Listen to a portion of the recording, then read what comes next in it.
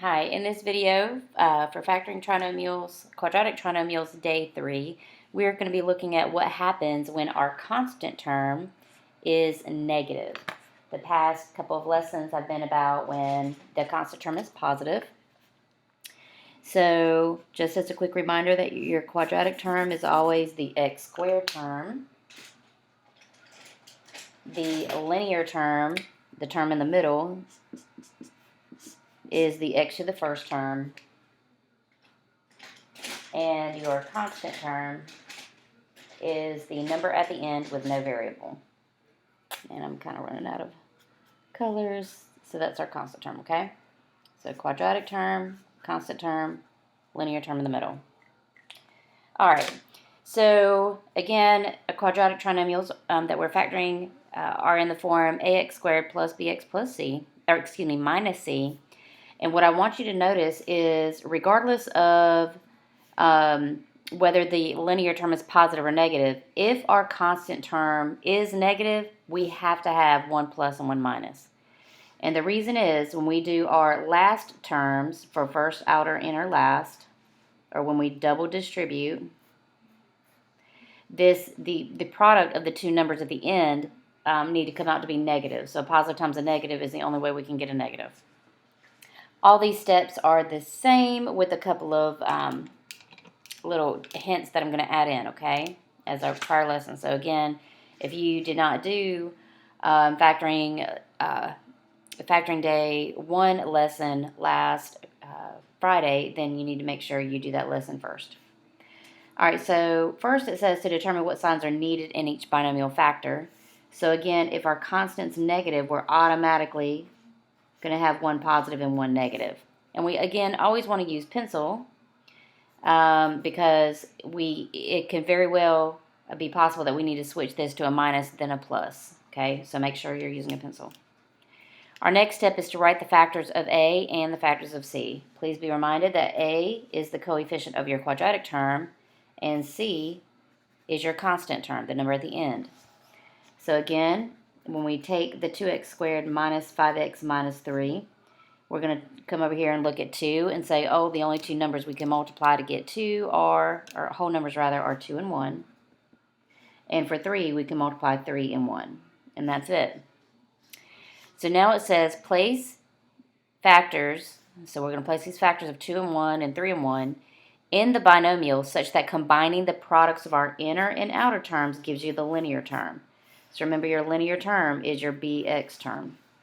So again, I'm going to put my parentheses here. And I need a positive and a negative. And then we're going to split this up into 2x and 1x. And then our 3 into a 3 and 1. But our job is to find the combination where the inner and outer will combine to give us negative 5x. Okay? So if I put the 3 here and the 1 here, then my inner 3 times x will give me 3x. My outer 2x times negative 1 will give me negative 2x. Now, on the last problems that we did the other day, we either had two positives or two negatives. And we know that if both are positive or both negative, we add and keep the same sign. But when we are subtracting, because one's positive and one's negative, we need to pay attention to the signs. So we shouldn't get confused. 3 minus 2 equals 1. But is that what we want? No, we want a negative 5x. So that means I'm going to take my 3 and 1 and flip it to 1 and 3. Remember this trial and error, that's why we have a pencil. Okay? So now when I multiply my inner, positive 1 times x is 1x. 2x times negative 3 is negative 6x. And 1 minus 6 is negative 5. Now, if you have a hard time with adding and subtracting positive and negative numbers, or rather subtracting, I've got this hint here. It says when you have the opposite signs for these terms, meaning your inner and outer, and that's what we have here. We've got a positive 1 and a negative 6. We subtract the numbers but keep the sign of the larger, in quotations, number. So if I'm looking at the numbers 1 and negative 6 and I ignore the sign, then 6 is a bigger number. If I ignore the sign, 6 is a bigger number. So I'm just going to do 6 minus 1 is 5, but then keep the sign of the larger number. Since 6 is larger, I'm going to keep the negative sign. Okay? Now, if you still struggle with that, please just in your calculator type in 1 minus 6. And there's a negative 5x. All right? So these are the correct factors we've evidenced by getting combining our inner and outer, and we get negative 5x, and that's what we have here in the middle. So we're right. I just want to emphasize step 4 to check your answer in the calculator. Remember that it's definitely a really easy way to check your answer, but also to do trial and error. Like say you mix something up, you can switch it around in your calculator. And then x minus 3. All right, oops, so I've got it typed in. Sorry about the light. Let me fix that a little bit. So remember, we go to Y1 and type in the problem, and Y2 and type in the answer. We hit second graph, and if our Y1 and Y2 column match, if all the numbers are the same, that means our answer is correct, okay? So our answer is the product of these two factors, the quantity 2x plus 1 and the product, the quantity x minus 3, okay? And we checked it in our calculator. So now we're going to go ahead and I'm going to do, out of the Delta Math problems, there are 14 of them.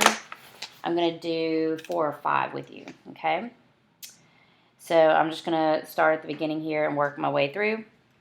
Focus that a little bit better so it'll be white. There we go. All right, so problems 1 through 4 are going to be done in the video. I meant these. I need to fix that. These are the Delta Math 2-9 problems. So if you're watching this video on February 9th, that's what 2-9 is about. And I'm going to do at least 4 of them. I might do a couple more. So again, I don't see a GCF, so I'm just going to go ahead and start off with my parentheses.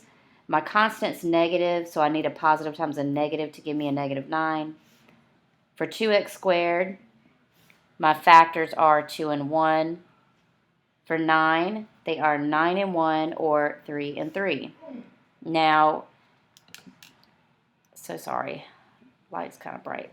Let me see if I can get it to fix. All right, so I'm going to first fill in my factors for 2x squared, so that's going to be 2x and 1x. And remember we had talked, or I mentioned before, that when you have multiple options, sometimes the best strategy is to use the ones closest together. So we're going to try out the 3 and 3 first and see if it works. So my inner term, 3 times 1x is 3x. 2x times negative 3 is negative 6x. And 3x minus 6x is negative 3x. But that's not what I want to get. What I want to get is 17. Now, interestingly, a lot of times we just take these two numbers and switch them. But if we switch 3 and 3, nothing changes. So that tells us don't switch the 3 and 3, which would be pointless. In fact, this time, 3 and 3 are not going to work. So we're going to use 9 and 1.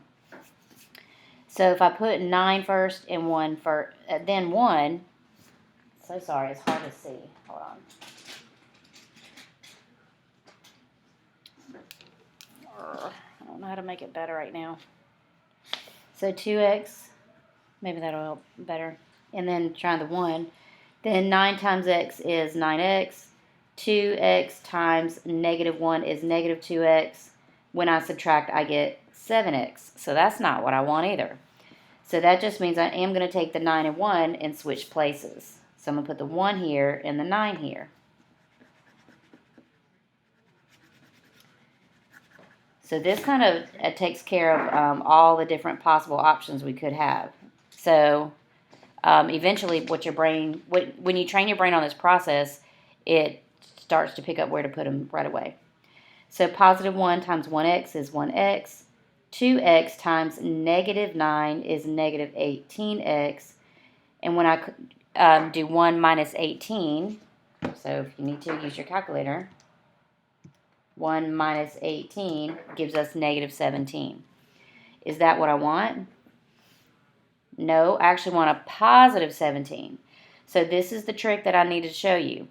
If we get the right number but the wrong sign, that's when you switch your plus and minus. So I'm going to put a minus here and a plus here. So it takes time, but if you've been doing your assignments each day, then this is what we've been building up to, okay?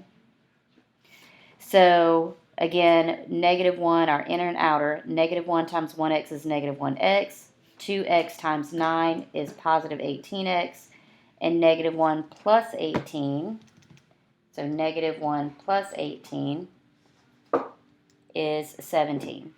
And that's what we wanted, 17x. So that tells us that this is correct. So the quantity 2x minus 1 times the quantity x plus 9, these are my factors. Now some of you may go, that is just too much work. So let me show you something that some students like to do, particularly if you're not great with adding and subtracting positive and negative integers, okay? So I put my problem in y1, and then in y2, let's say the first thing we tried was 2x minus 3, and then 2x plus 3. Well, if that's what we try, I apologize. That second one didn't have a 2. See how our y1s and y2s don't match? So that tells us that's not correct. So if I go in here and maybe switch the plus and the minus, would that work? They don't match. So that tells us 3 is definitely not going to work. So then we switch up and maybe do the 9 and 1. Does not match. All of them have to match. And then I can go and switch it to 1 and put the 9 here. And that doesn't match. So what have I not done? The only thing I haven't done is switched my signs. So if I make this one minus and this one plus, now they match. Okay? So I just want to show you that you can try your different options that way, but you are going to have to figure that out, like what works for you. Okay? So again, the big idea though is eventually you want your brain to just go, oh, I should put the 9 there because 2 times 9 will give me 18, and then I can do 18 subtract 1 to get 17. So ideally, that's where we want to head, okay? So for number 2, I'm going to put my parentheses. I'm going to put a plus and a minus. I have an understood 1 here, so I can only multiply 1 and 1. But for 30, I've got multiple options. I've got 30 and 1. I have 10 and 3. And I have 6 and 5. Which of these can I use to make -7? Well, if this is just a 1x, then when I do my inner and outer, when I multiply by 1, it doesn't change anything.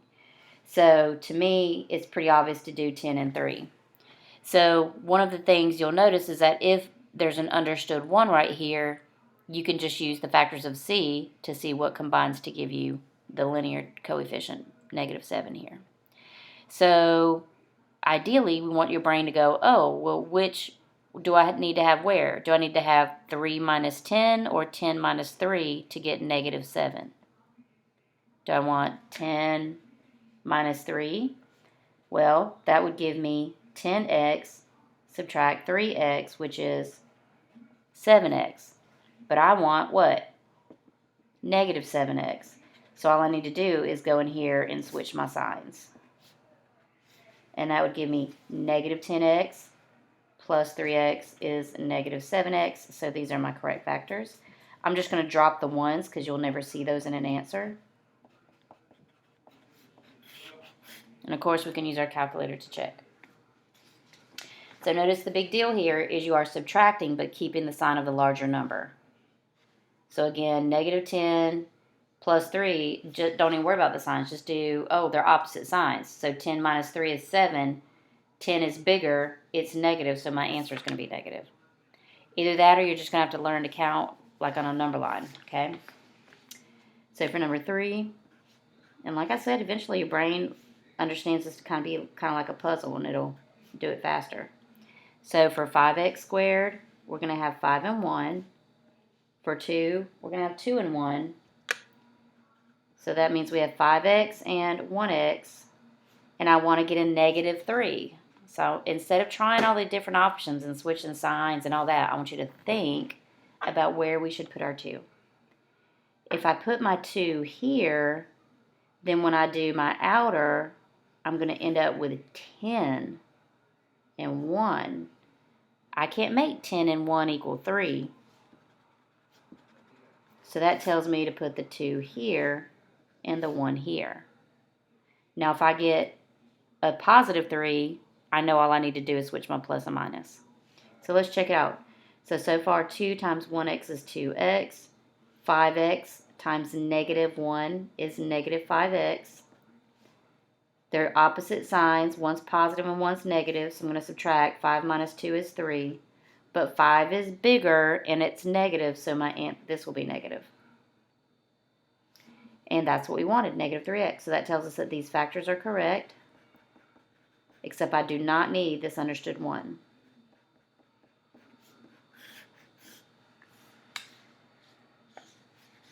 So again, you need to continue to do this inner-outer check. I like it when it's an understood 1 because that's only 1x and 1x, makes it easier. 1 positive, 1 negative. I've got factors of 6 and 1 and 3 and 2. So let me just remind you that for your work, when you turn it in, we expect to see these factors written up here. We expect to see you do this where you're checking your inner and outer. That's the work we need to see, okay? So for 6, how am I going to get a negative 1 when I do my inner and outer? So we should use the 3 and 2 because 3 minus 2 will give us a 1. But we do need it to be a negative 1. Okay? So that means I want to put the bigger number where it's negative. So 2 times 1x is 2x. 1x times negative 3 is negative 3x. And 2x minus 3x. Again, if you have trouble, use your calculator. 2 minus 3. But guys, all it is you add if you go right, you subtract if you go left. So if we're at positive 2, and we subtract, so we go left 3, 1, 2, 3, where do we end up with? Negative 1. So that gives us negative 1x. That's what we're looking for. So this is our answer. But of course, we want to rewrite it without the 1s.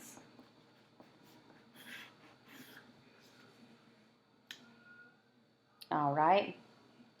So sometimes when you got more than 1, again, it's not always, but most of the time it's the set of factors that are closer together. What you're going to have to train your brain to do differently this time is recognize that you are subtracting your inner and outer rather than adding. So if you still are like, I'm so confused, first of all, you should be joining Zoom. But second, please just use your calculator because then you can just take the 2 and subtract 3, like 2 minus 3, and it gives you negative 1, okay?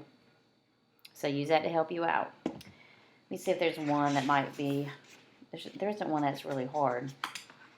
Let me see, there are a total of, for your delta math, there are a total of 14 problems. I have done 4.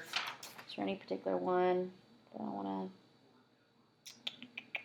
let's do, just because, let's do 11 and 13. So again, this worksheet will be available to print out, but these are the Delta Math problems. So you will go back in and type in your answers for all the problems that I do, and then complete all the remaining problems. But just make sure they're in your notes, in your work, notes/work that you'll turn in on Canvas, okay? So if we take a look at 11 and 12, notice, man, they're almost the same, but their signs are not the same, okay? So I'm going to start them off the same way. And I need a positive and a negative, and a positive and a negative. So for 3x squared, my factors are 3 and 1. For 2, 2 and 1. So I'm going to fill in 3x and 1x, 3x and 1x, And now I need to think, I need my inner and my outer to equal a negative 5x. On 13, I need my inner and my outer to equal a positive 5x. So where should I put my signs? And remember that I might need to switch the 2 and the 1 or switch the plus and minus. In fact, normally, once you get really good at this, I don't put my plus and minus sign in until the very end. Okay? Why? Let me kind of show you why. If you've been catching on, you understand this. If I need this to come out to be a 5, if I put the 2 here, then that'll give me 6, right? If I put the 1 here, that gives me 1x. So I've got 6x and 1x, and I'm trying to get a positive 5x. So if I want to get a positive 5x, don't I need a positive 6x minus 1x? So my inner is negative 1x, my outer is positive 6x, and negative 1 plus 6 is positive 5.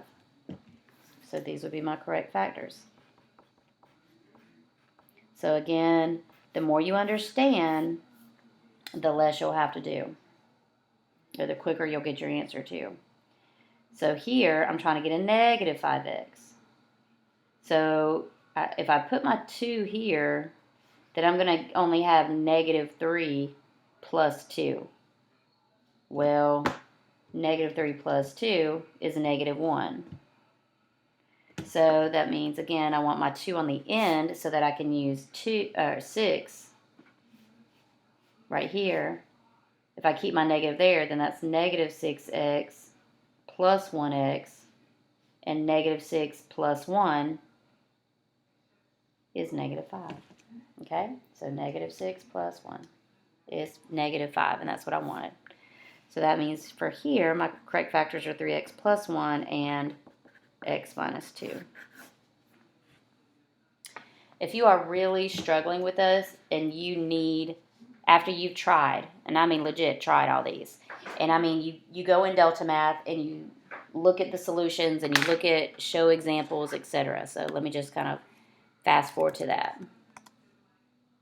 And this is day 3 of trinomials. So again, this is day 3 of factoring trinomials. So this should not be like foreign, what is she doing? You should have already done your last 2, factoring quadratics day 1, factoring quadratics day 2. So this is adding on. So it should not be completely unfamiliar to you. So here, I just want to help you be aware that when you go to your problem, you can click watch help video, and up here, show example. I'm in teacher view right now. So if you click show example, show example, show example, you can look at multiple problems and see how they're being done. Okay? So if you feel frustrated because you still don't understand, please contact your teacher. Just email us, set up an appointment. We have office hours from 3 to 4, and we can help you out. But of course, joining Zoom is always the best way. So please, please, please, we prefer you join Zoom. All right. Good luck on your assignment, guys.